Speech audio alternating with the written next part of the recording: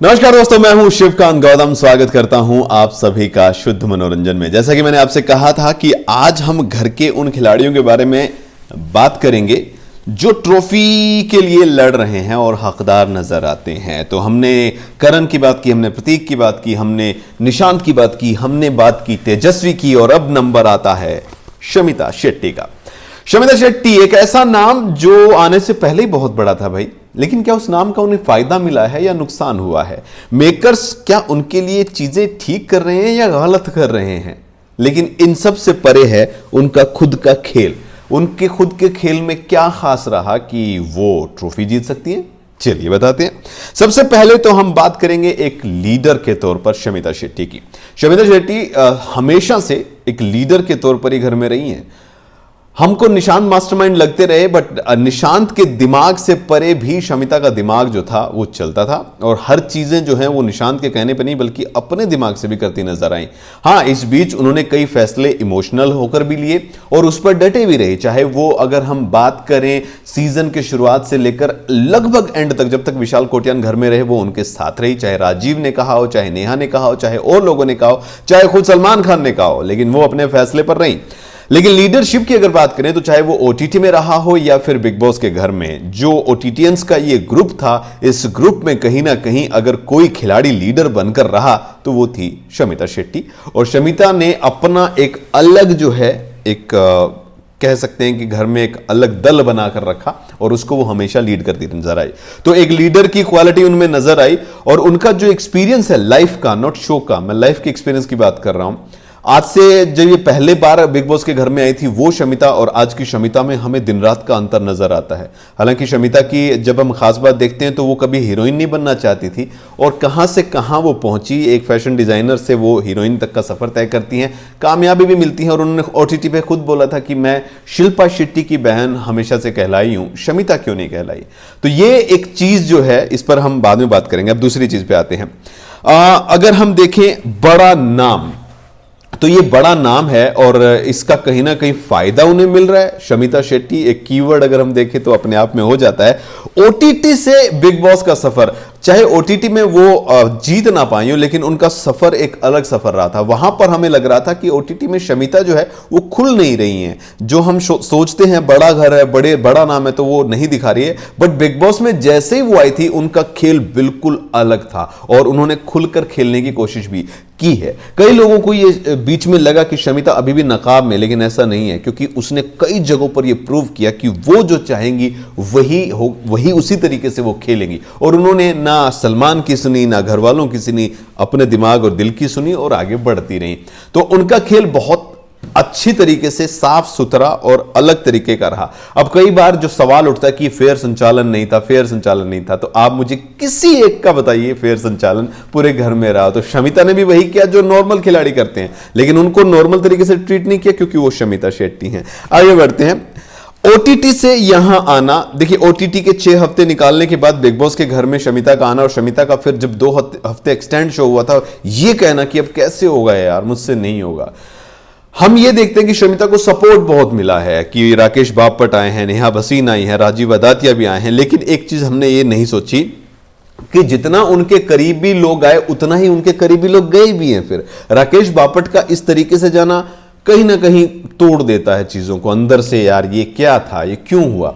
नेहा भसीन आई, थोड़े दिन बाद वो भी चली गई। राजीव अदातिया आए, फिर वो चले गए, फिर आए, फिर चले गए। तो इमोशनली इंसान को कितना फ्लक्चुएट करता है ये चीजें, वो भी बिग बॉस जैसे घर में, ये हम देखते हैं। शमिता कई बार हमें रोती हुई भी नजर आई हैं इन बातों को लेकर कि ये यार ये क्यों हो रहा। कई बार टूटी नजर आई राकेश बापट को लेकर भी, तो वो उन्हें कमजोर भी कर सकता था, बल्कि उन्होंने उस चीज से और मोटिवेट होकर मजबूती से वो आगे बढ़ी हैं। अगर हम पूरे सीजन में देखें तो ऐसा नहीं था जो ओटीटी में था वैसा नहीं, बल्कि बिग बॉस सीजन में वो हर जगह अगर उन्हें जरूरत पड़ी तो उन्होंने आवाज भी उठाई, उन्होंने लड़ाई भी की और लड़ी भी। कॉम्प्रोमाइज की कोई कंडीशन उनके सामने नहीं आई। चाहे वो टास्क जीत रही हो ना जीत रही हो, उन्होंने वही किया जो उनको ठीक लग रहा था। चाहे वो तेजा को बाहर निकालना रहा हो, डाउनग्रेड करना रहा हो, या चाहे इससे पहले के टास्क विशाल कोटियान के साथ रहे हो, उससे जितवाने में मदद करनी रही हो, या चाहे कोई भी रहा हो। तो शमिता का एक अलग जो है बिग बॉस था, वो उस तरीके से उसको होल्ड करके हुए चलती नजर आई थी। तो ऐसा भी नहीं कि शमिता शेट्टी हैं तो वो लड़ेंगी नहीं, वो थोड़ा सा पर्दा रखेंगे, ऐसा कुछ नहीं था। जहां पर उन्हें लगा कि यहां पर बखियां उखेड़नी है तो उन्होंने भाई साहब छर्रे चला दिए और बखियां भी उखेड़ी थी। ब्यूटी विद ब्रेन मैं कहूंगा, घर के अंदर बहुत सारी लड़कियां आई। इस बार रश्मि का खेल पहले से बेहतर नजर आया।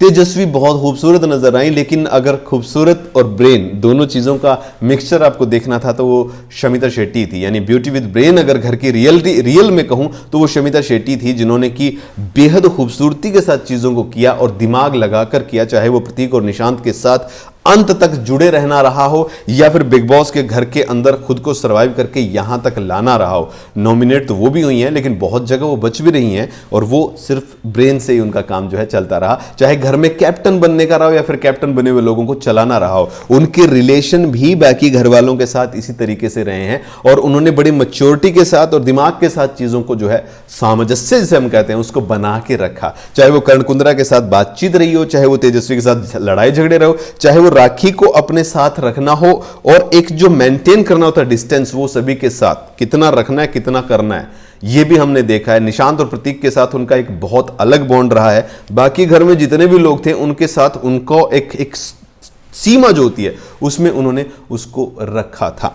आगे बढ़ते हैं भाई, नुकसान क्या क्या हुए हैं अगर हम नुकसान देखें। देखिए, बड़े नाम का नुकसान कितना होता है ये बात यहां पर हम देख सकते हैं। लोगों ने शमिता को शमिता के तौर पर ट्रीट नहीं किया। मैं बार बार ये चीज बोलता हूं कि लास्ट सीजन में रुबीना दिलैक ने भी शुरुआत में इसी तरीके से सलमान खान और मेकर्स पर भी सवाल उठा दिए थे, लेकिन शमिता अगर सवाल उठाती थी तो फिर ये होता था कि यार ये मेकर्स पे सवाल क्यों उठा रही है, ये तो बड़ी हो गई है। तो शमिता नहीं, शमिता एक्चुअल में शेट्टी जो नाम था ना, जो हम सोचते हैं कि शेट्टी बहुत बड़ा नाम है, वो नाम हमारे दिमाग में फिर घूमने लगता। तो नाम का यहां पर नुकसान होता नजर आ रहा है। लोगों के अंदर जो एक बॉलीवुड को लेके अलग सी फीलिंग आई है पिछले 2 साल में, तो वो कहीं ना कहीं जो चीजें होती है, हम आजकल हमारा ये रह गया है कि अगर कुछ नेगेटिव ज्यादा होता है बॉलीवुड में तो हम उसको बहुत ज्यादा पसंद करते हैं। अच्छा नुकसान हो गया, फ्लॉप हो गई, तो हम ये बोलते हैं। लेकिन यहां पर शमिता शेट्टी के साथ जो चीजें थी, जिस कंडीशन में वो घर में आई थी, तो उनको जो है एक ये भी हो रहा था कि क्या कोई कंट्रोवर्सी होगी, क्योंकि कई बार नाम जो है लाने की कोशिश की, बट शमिता ने बड़े ही ढंग से इस चीज को बहुत टैकल किया है, इस चीज को बड़े खूबसूरती से टैकल किया इस चीज को। बट मैं फिर से कहूंगा कि मेकर्स ने इनके लिए राहें आसान नहीं की। जो हम सोचते हैं कि इनकी तो राहें आसान है, मेकर्स हैं, लेकिन मेकर्स ने इनकी राहें आसान करने के बजाय इनको और नीचे की तरफ धकेला ही है। जितना आप इनका फेवर करने की कोशिश करें उतना ही आप शमिता को कमजोर दिखाते हो, जबकि ये कमजोर है नहीं।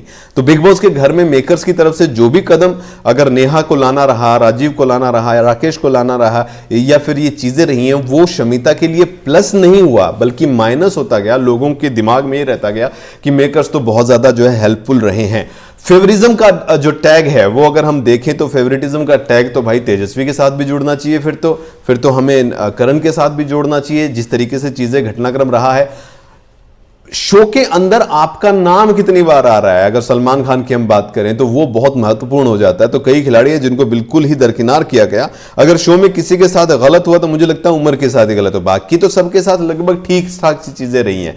अब जो चीजें हैं जो नुकसान पहुंचा रही है, वो बड़ा नाम भी नुकसान पहुंचा रहा है शमिता को, और साथ में ही मेकर्स का उनके प्रति जो अगर छोटी सी भी कोई चीज हुई तो वो बहुत बड़ी दिखने लगी हमें कि भैया इसको तो बहुत ज्यादा जो है चाहत मिल रही है। तो कहीं ना कहीं ये है। ओवरऑल मैं बार बार यही कहता हूं, शुरू से यही कहता हूं कि शमिता का खेल जो था वो बहुत सही रहा, अच्छा रहा। लेकिन अगर शमिता को हम शमिता बनकर देखते तो शायद उस शो में वो और अलग ऊपर के लेवल पे, मतलब लेवल इन द सेंस कि बहुत ज़्यादा पब्लिक का सपोर्ट, जो वोट की बात हम करते हैं बार बार, वो भी मिलता। लेकिन हम शायद शमिता को शमिता शेट्टी से अलग नहीं कर रहे हैं और एज ए प्लेयर की बजाय शमिता शेट्टी नाम लेके ज़्यादा देख रहे हैं। बट मुझे ओवरऑल अगर मैं शमिता खेल देखूं तो उनका खेल नीट एंड क्लीन भी रहा है, साफ सुथरा भी रहा है, शानदार भी रहा है, और वो ट्रॉफी की हकदार भी बनती हैं। बाकी जनता के वोटों की अगर बात करें तो ऑर्मेक्स की रिपोर्ट में वो हमेशा टॉप 3 पे रही हैं, और वोटिंग में जब जब वो आई हैं वो हमेशा बची हैं। वोटिंग के जरिए भी उन्हें वोटिंग भी हुई है। बट अब क्या उनको इतनी वोटिंग होगी कि वो ट्रॉफी उठा पाएंगी और जीत पाएंगी, ये तो भाई पब्लिक के हाथ में है। जहां तक ओवरऑल खेल की बात करें तो खेल उनका अच्छा खासा रहा।